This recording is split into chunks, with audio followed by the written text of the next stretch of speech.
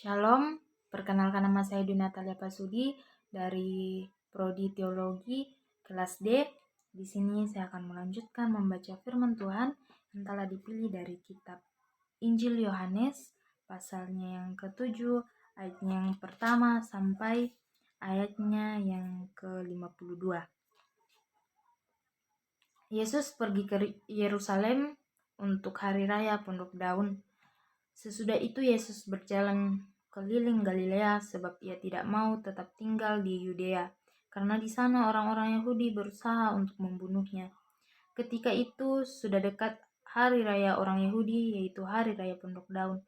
Maka kata saudara-saudara Yesus kepadanya, "Berangkatlah dari sini dan pergi ke Yudea, supaya murid-muridmu juga melihat perbuatan-perbuatan yang engkau lakukan. Sebab tidak seorang pun berbuat sesuatu di tempat tersembunyi jika ia mau diakui di muka umum. Jikalau engkau berbuat hal-hal yang demikian, tampakkanlah dirimu kepada dunia, sebab saudara-saudaranya sendiri pun tidak percaya kepadanya."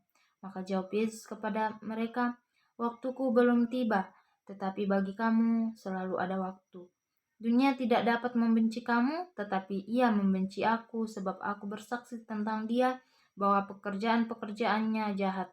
Pergilah kamu ke pesta itu, aku belum pergi ke situ karena waktuku belum genap." Demikianlah katanya kepada mereka, dan ia pun tinggal di Galilea.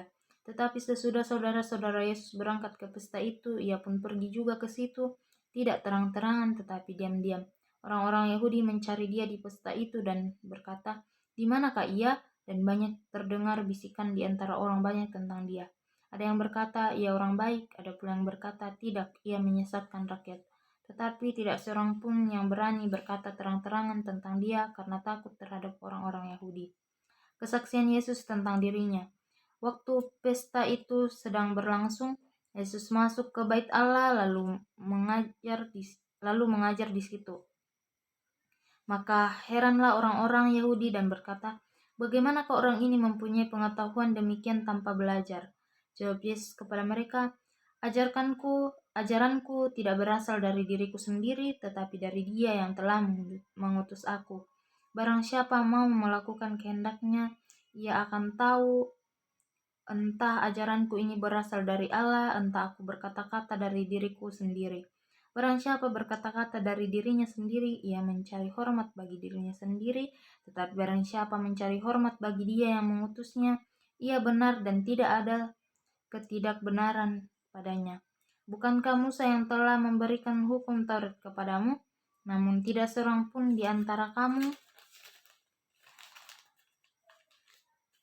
yang melakukan hukum Taurat itu. Mengapa kamu berusaha membunuh aku? Orang banyak itu menjawab, "Engkau kerasukan setan. Siapakah yang berusaha membunuh engkau?" Jawab Yesus kepada mereka, "Hanya satu perbuatan yang kulakukan dan kamu semua telah heran. Jadi Musa menetapkan supaya kamu bersunat. Sebenarnya sunat itu tidak berasal dari Musa, tetapi dari nenek moyang kita. Dan kamu menyunat orang pada hari Sabat. Jikalau seorang menerima sunat pada hari Sabat, supaya jangan melanggar hukum Musa, mengapa kamu marah kepadaku karena aku menyembuhkan seluruh tubuh seorang manusia pada hari Sabat? Janganlah menghakimi menurut apa yang nampak, tetapi hakimilah dengan adil."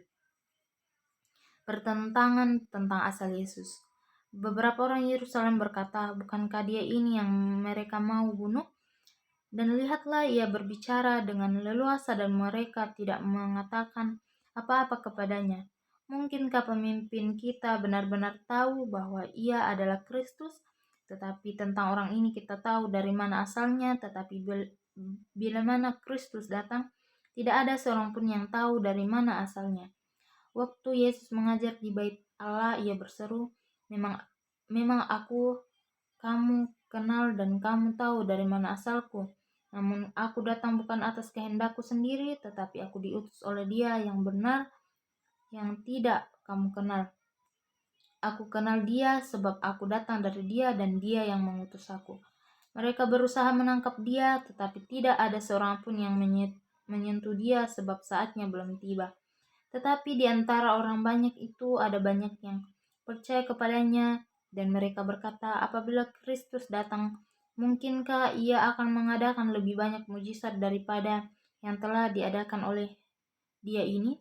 Orang-orang Farisi mendengar orang banyak membisikkan hal-hal itu mengenai dia, dan karena itu imam-imam kepala dan orang-orang Farisi menyuruh penjaga-penjaga bait Allah untuk menangkapnya. Maka kata Yesus, tinggallah sedikit waktu saja aku ada bersama kamu, dan sesudah itu aku akan pergi kepada Dia yang telah mengutus aku. Kamu akan mencari aku, tetapi tidak akan bertemu dengan aku, sebab kamu tidak dapat datang ke tempat di mana aku berada. Orang-orang Yahudi itu berkata seorang kepada yang lain, kemanakah ia akan pergi sehingga kita tidak dapat bertemu dengan dia? Adakah maksudnya untuk pergi kepada mereka yang tinggal di perantauan di antara orang Yahudi untuk mengejar orang Yunani? Apakah maksud perkataan yang diucapkannya ini? Kamu akan mencari aku, tetapi kamu tidak akan bertemu dengan aku, dan kamu tidak dapat datang ke tempat di mana aku berada. Sumber hidup. Dan pada hari terakhir, yaitu pada puncak perayaan itu, Yesus berdiri dan berseru, barang siapa haus, baiklah ia datang kepadaku dan minum. Barang siapa percaya kepadaku, seperti yang dikatakan oleh kitab suci, dari dalam hatinya akan mengalir aliran air hidup. Yang dimaksudnya ialah roh yang akan diterima oleh mereka yang percaya kepadanya, sebab roh itu belum datang karena Yesus belum dimuliakan. Beberapa orang di antara orang banyak yang mendengarkan perkataan itu berkata, dia ini benar-benar nabi yang akan datang. Yang lain berkata, ia ini Mesias, tetapi yang lain lagi berkata, bukan, Mesias tidak datang dari Galilea, karena kitab suci mengatakan bahwa Mesias berasal dari keturunan Daud dan dari kampung Bethlehem, tempat Daud dahulu tinggal. Maka timbullah pertentangan di antara orang banyak karena dia. Beberapa orang di antara mereka mau menangkap dia, tetapi tidak ada seorang pun yang berani menyentuh dia. Yesus dibela oleh Nikodemus. Maka penjaga-penjaga itu pergi kepada imam-imam kepala dan orang-orang Farisi yang berkata kepada mereka, mengapa kamu tidak membawanya? Jawab penjaga-penjaga itu, belum pernah seorang manusia berkata seperti orang itu. Jawab orang-orang Farisi itu kepada mereka, adakah kamu juga disesatkan? Adakah seorang di antara pemimpin-pemimpin yang percaya kepadanya, atau seorang di antara orang-orang Farisi? Tetapi orang banyak ini yang tidak mengenal hukum Taurat, terkutuklah mereka. Nikodemus, seorang dari mereka yang dahulu telah datang kepadanya, berkata kepada mereka, apakah hukum Taurat kita menghukum seseorang sebelum ia didengar dan sebelum orang mengetahui apa yang telah dibuatnya? Jawab mereka, apakah engkau juga orang Galilea? Selidikilah kitab suci dan engkau akan tahu bahwa tidak ada nabi yang datang dari Galilea. Amin. Firman Tuhan. Demikianlah pembacaan kita pada saat ini. Dikatakan berbahagia adalah kita yang masih sempat mendengarkan firman Tuhan dan melakukannya dalam kehidupan kita sehari-hari. Sekian dari saya ucapkan terima kasih dan shalom.